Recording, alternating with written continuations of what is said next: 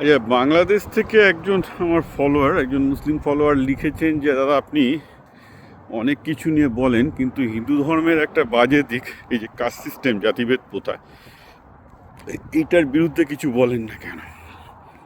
আমি in general এই caste system based reservation এসবের নিয়ে অনেক কিছুই অনুরোধ পেয়েছি বলার জন্য, কিন্তু স্বভাবতই আমি কিছু বলি না, কারণ এগুলো করতে গেলে তখন আমি যেগুলো রিসার্চ করে যে ডেটাগুলো পেয়েছি বা যে ইতিহাসটা আমি বলবো সেটা কারোরই মনোভূত হবে না। একই ব্যাপার, দেশভাগের ইতিহাস নিয়ে বলতে গিয়ে দেখেছিলাম যে যে আনপ্লেজেন্ট সত্যগুলো বলতে হয়, অপ্রিয়কর সত্যিগুলো বলতে হয়, সেগুলো কেউ হজম করতে পারে না, কেউই হজম করতে পারে না, কারণ সবাই একটা বই থেকে, গার্জিয়ানদের কাছ থেকে, মিডিয়া থেকে ভুলভাল শুনে চলছে আর কি। হ্যাঁ, তো আমি তিনটে কথা শুধু বলবো ভারতের কাস্ট সিস্টেম নিয়ে। এক হচ্ছে যে পৃথিবীর সব দেশেই কাস্ট সিস্টেম আছে, আমেরিকাতেও আছে। আমেরিকা হচ্ছে সবচেয়ে বেশি ইগালিটেরিয়ান, সবচেয়ে বেশি সাম্যবাদী সমাজ আমি বলবো। এখানেও কাস্ট আছে, কারণ একটা সোসাইটিতে তার পেশার ওপর ভিত্তি করে, তার ইনকামের উপর ভিত্তি করে কাস্ট তৈরি হয়ে যায়। ইন্ডিয়াতে সমস্যাটা হচ্ছে এই যে কোনো একটা সময় মোরলে সেভেন্থ, মানে maybe like just little after the Vedic age, বা যে সময় ভেদিক এজ শুরু হয়েছে, সেই সময়টায় কাস্ট সিস্টেমটা কিছুটা রিলিজিয়াস স্যাংশন পায়। মানে ধর্মের কিছু কিছু ধর্মীয় বইগুলো, এই প্রতিটা সোসাইটিতেই কাস্টিজম বা এই জাতিভেদটা থাকে, কিন্তু এখানে একটা ধর্মীয় স্বীকৃতি পাওয়া শুরু হয়। So that's a little bit of a problem. কিন্তু আমরা দেখব সেই স্বীকৃতিটা 100% না। সেটা আমরা কী করে বুঝছি? আপনি মহাভারতে যান, গোটা মহাভারতের যুদ্ধকে আপনি যদি চান, আপনি পুরো একটা কাস্ট ওয়ার হিসেবে চালাতে পারেন, কারণ মহাভারতের যুদ্ধের একটা অন্যতম প্রধান কারণ হলো দ্রৌপদী, রাইট? দ্রৌপদীকে অ্যাকচুয়ালি কর্ণ বিয়ে করতে পারতেন, কারণ কর্ণ ওই ধনুকটা তুলেছিলেন, অর্থাৎ দ্রৌপদীর স্বয়ংবর সভায় কর্ণ যখন ধনুকটা তুললেন, দ্রৌপদী বলল এই শূদ্রের ছেলেকে আমি বিয়ে করব না।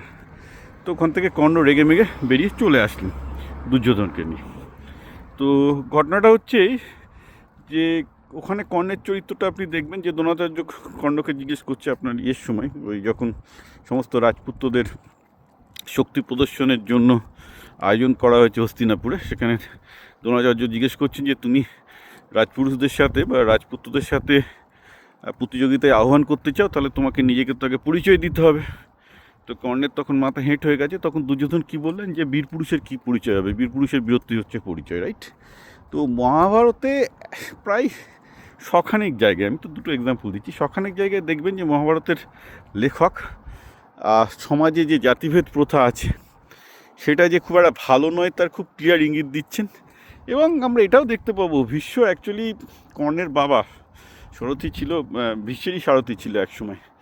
তো কর্ণের বাবা ভীষ্মের কাছে গেছে, ছেলে যদি ভীষ্ম যদি তার ছেলেকে ধনুর্বিদ্যা শেখায়, কারণ ভীষ্ম জানতেন যে কর্ণ ভালো ধনুর্বিদ হতে উঠতে পারে। তো সেখানে ভীষ্ম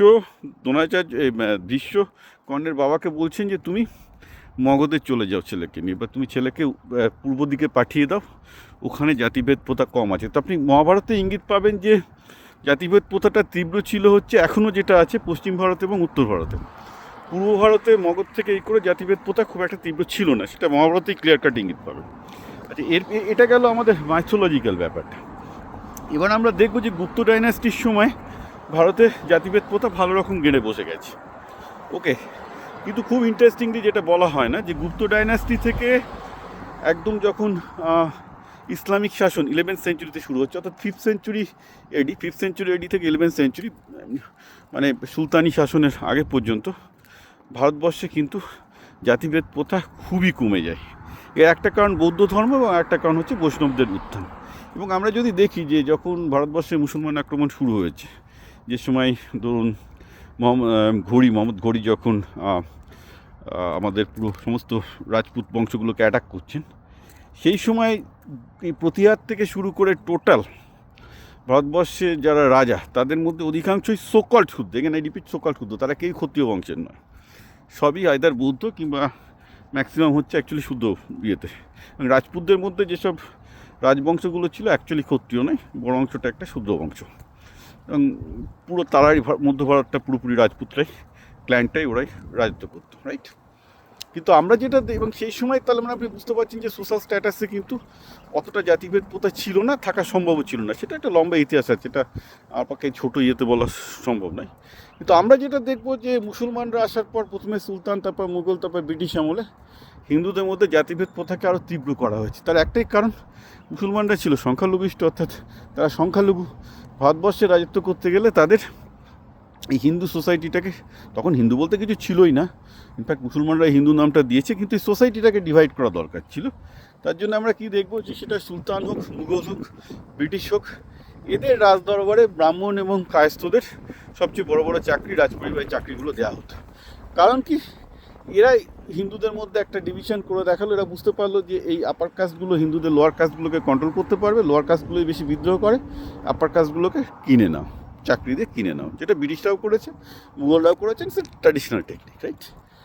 তো যেটা হয়েছে সেটা হচ্ছে এই যে ভারতবর্ষে জাতিভেদ প্রথা হিন্দু ধর্মে ছিল কি ছিল না, এটা একটা বিতর্কের বিষয়। এই জন্য আমি বলেছি মহাভারতে একটা অ্যাম্বিভ্যালেন্ট পজিশন আছে। ধরুন, ভারতের সবচেয়ে বড় হিন্দুদের মধ্যে সেক্ট হচ্ছে বৈষ্ণব ধর্ম। বৈষ্ণবরা এসছে সেকেন্ড বা থার্ড সেঞ্চুরি থেকে, দক্ষিণ ভারত থেকে, মাধবাচার্যের ইয়ে থেকে। তারা তো জাতিভেদ প্রথা মানে না। বাংলাতেও গৈরব বৈষ্ণব ধর্ম এসছে, সবাই নিজেদেরকে দাস বলে। দেখবেন বাঙালি টাইটেল দাস মানে, বৈষ্ণব মানে হচ্ছে তারাও জাতিভেদ প্রথা মানে না। কিন্তু তারপরে আমরা দেখব যে জাতিভেদ প্রথা সমাজের ওপর মহল থেকে চাপিয়ে দেওয়া হচ্ছে, এবং এটা করেছে পুরো একদম সুলতান, মুঘল, ব্রিটিশরা নিজেদের স্বার্থের জন্য। অর্থাৎ হিন্দু ধর্মের ইন্টারনাল যে সংস্কার আন্দোলনগুলো ছিল, তারা বরাবর জাতিভেদ প্রথা থেকে বেরোতে চেয়েছে, কিন্তু দেখা গেছে যে জাতিভেদটা রাখলে শাসক শ্রেণীর খুব সুবিধা হয়। এবং সেটা বাইদ এটা এখনও ট্রু ইন দ্য ওয়ে। আপনি যদি আরএসএসের ইতিহাসটা দেখেন, আরএসএসে হেজগাঁওকার, যিনি আরএসএসের প্রতিষ্ঠাতা, তিনি একটা কাস্টলেস, আই রিপিট, কাস্টলেস মার্শাল, অর্থাৎ মিলিটারিস্টিক হিন্দু তৈরি করতে চাইলেন, যেটা পুরোপুরি কাস্টের ভিত্তিতে হবে না, পুরো একটা মিলিটারিস্টিক চাই। এটা ছিল হেজগাঁওকার অর্থাৎ আরএসএসের স্বপ্ন। এবার তারপর যখনই সাভারকার এসে গেল, অর্থাৎ তার পরের জেনারেশন আরএসএস লিডার চলে আসলো, তার সেই স্বপ্নটা কিন্তু আর থাকলো না। সেখানে আবার সে ব্রাহ্মণ্যবাদ, আপার কাস্ট লোয়ার কাস্ট ব্যাপারটা উনি নিয়ে চলে এলেন। এবং আমি মনে করি যে আরএসএসের প্রতিষ্ঠাতা ভার্সেস আরএসএস, তারপরে সাভারকারের আরএসএস, দুটো পুরো আলাদা আরএসএস। মানে যিনি প্রতিষ্ঠাতা তিনি একভাবে আরএসএসকে তৈরি করেছিলেন যাতে একটি কাস্টলেস হিন্দু সোসাইটি তৈরি হয়, মার্শাল হিন্দু সোসাইটি তৈরি হয়। কিন্তু পরবর্তীকালে সাভারকার দেখা যাচ্ছে যে তিনি আবার সেই মানে জাতপাত, হিন্দু এসব নিয়ে ঢুকে গেলেন। It's very dangerous. যার জন্য আমি মনে করি যে সাভারকার আরএসএসের ড্রিমটাই মাঠে মেরে দিয়েছিলেন। তারপর অবশ্য সাভারকারকে আবার সাইডলাইন করে আরএসএস আবার হেজগাঁও করে পথে আসার চেষ্টা করবে, but I don't think it's a fully possible. এবং বিজেপির নিজেদের মধ্যে এই দ্বন্দ্বটা রয়ে গেছে, যে যেখানে বিজেপির যারা আসল আইডিওলগ আরএসএস, তারা চেয়েছে কাস্টলেস মিলিটারিস্টিক হিন্দু, কিন্তু দেখা যাবে যে বিজেপির মধ্যে এত বেনজল ঢুকে আছে, এটা একটা পুরো আপার কাস্টের পার্টি হিসেবে অনেক ক্ষেত্রে চলেছে। It could not solve the caste equation. তো এটা হিন্দু ধর্মের নিজস্ব প্রবলেম। তো সমস্যাটা এখানটাতেই যে বেসিক্যালি পুরোটাই আমি বলবো যে এই মানে মনুস্থিতিতে কাস্টিজমের স্যাংশন দেওয়াটা হিন্দু ধর্মে, ইট বিকাম ফ্যাটাল। এবং প্রতিটা মুসলমান শাসক, ব্রিটিশ শাসক এই সুযোগ নিয়েছে ভারতবর্ষের ডিভিশনে। কিন্তু ভারতবর্ষের অরিজিনাল আমরা যদি দেখি যে সুলতান আমলের আসার আগে ভারতে তখন কাস্ট ছিল না। একমাত্র বাংলাতে তখন লক্ষণ সেন, এবং বাংলাতে কী হলো দেখুন, বাংলাতে পালেদের আমলে কোনো কাস্টই ছিল না, কারণ বৌদ্ধ ডাইনাস্টি ছিল, রাইট? তো পালেদের আমলে কি বাংলা একটা বৌদ্ধ সাম্রাজ্য। তারপর যখনই সেনরা দখল করলো, তখন আস্তে আস্তে হিন্দুদের মধ্যে, কারণ বাঙালিদের মধ্যে কোনো কাস্টই ছিল না, এবং বাঙালির মধ্যে কোনো ক্ষত্রিয় কাস্টও নেই, বৈশ্যও নেই, বলে এক ব্রাহ্মণ আর আপার কাস্ট বেঙ্গলি আর লোয়ার কাস্ট বেঙ্গলি, এইভাবে ভেঙেছিল সেনরা। তো তার বিরুদ্ধে প্রচুর বিদ্রোহ হয়, এবং এটা একটা কারণ যে সেনদেরকে হঠাতে কোনো মুসলমান শাসকদের, মানে যখন বখতিয়ার খিলজি খুব অল্প সৈন্য নিয়ে আসলেন, তিনি অনায়াসে বাংলা জয় করে ফেলেন, কারণ লক্ষণ সেনের সেই শাসনে ঘুম ধরে গেছে, কারণ বাঙালি কখনোই এই কাস্টিজমটা সহ্য করেনি। কিন্তু এরপরে বাংলায় শ্রী চৈতন্যের আমলে উনি কাস্টিজম তুলে দিয়েছিলেন, বুদ্ধ বৈষ্ণব ধর্ম নিয়ে আসলেন। কিন্তু যেটা হয় ইভেনচুয়ালি, যেহেতু বাংলা মুঘল আমল বলুন বা সুলতানি আমল বলুন ভীষণ রকম প্রস্পার করা শুরু করে, এবার দেখবেন বাংলায় যত ব্রাহ্মণ আছে সবই হচ্ছে ইউপি বিহার থেকে আসে, বাংলায় যত কাস্ট আছে সবই ইউপি বিহার থেকে আসে, দত্তরা এসছে, সব এসছে এরকম ইউপি বিহার থেকে, রাইট? তো তারা নিজেদেরকে আপার কাস্ট মনে করে, তাদের গায়ের রঙটা ছিল সাদা। তো এইবার যেটা হয় যে বাংলায় কাস্টিজমটা যায়নি বৈষ্ণব ধর্মের আগমন সত্ত্বেও, কারণ ইউপি বিহার থেকে যে মাইগ্রেশনটা হয়েছে সোকল হিন্দুদের, তারাই কিন্তু আজকে বাঙালিদের হিন্দু ধর্ম তারাই বলছে, কিন্তু বাঙালিদের মধ্যে হিন্দু ধর্ম বলতে ছিল না। তারাই বাংলা মানে পুরোপুরি ইউপি বিহারের যে পপুলেশনটা বাংলায় এসে সেটেল করেছে, তারাই কিন্তু বাংলায় হিন্দু ধর্মটা দিয়েছে। এটা শুনলে রেগে যাবে অনেকে আমার কাছ থেকে, but this is fact. Bangla হ্যাঁ অরিজিনাল অনেক কিছু ছিল, মানে মনসা পুজো থেকে শুরু করে আর অনেক কিছু অরিজিনাল পুজো ছিল যেগুলো নিজস্ব বাঙালির প্যাগান ধর্ম, কিন্তু যেটা ব্রাহ্মণ্য ধর্ম সেটা বাংলায় ছিল না। সেটা কিন্তু পুরোপুরি আজকে বাঙালি যত ব্রাহ্মণই বলুন আর যাই বলুন, পুরোটাই কিন্তু ইউপি আর বিহার থেকে ইম্পোর্টেড। সুতরাং আজকে আমার একটু হাসি পায়, কারণ এই ব্যাপারগুলো কেউ স্বীকার করতেও চাইবে না, কিন্তু কেউ যদি ইতিহাস পড়ে খুব অনায়াসেই বুঝতে পারবে যে বাংলায় কী হয়েছে। তো এটা একটা বাংলার সমস্যা যে বাংলার ইতিহাসটা কাউকে ঠিকঠাকভাবে, এবং ভারতেরও ইতিহাসের ক্ষেত্রে আসলে ইতিহাসটা কাউকে ঠিকঠাকভাবে পড়তে দেওয়া হয় না।